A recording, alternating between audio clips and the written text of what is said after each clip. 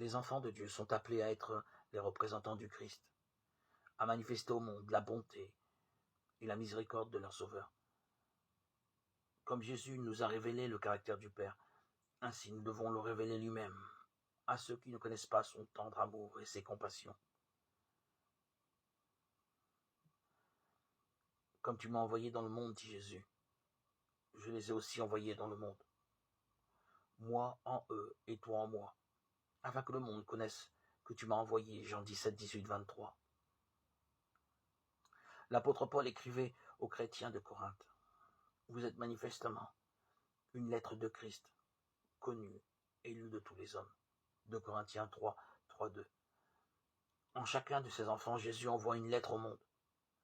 Si vous êtes son disciple, vous êtes la lettre qu'il envoie à la famille où vous logez, au village, à la rue que vous habitez.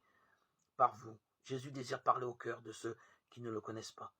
Peut-être ne lisent-ils pas la Bible, n'entendent-ils pas la voix qui leur parle dans ces pages et ne voient-ils pas l'amour de Dieu dans ses œuvres.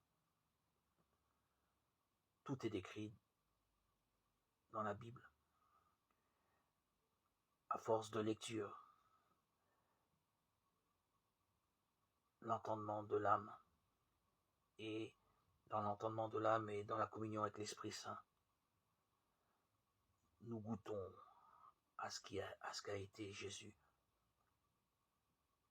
personnage historique, mais aussi véritable. Il n'était pas une légende. Et nous devenons ainsi, à force de lecture,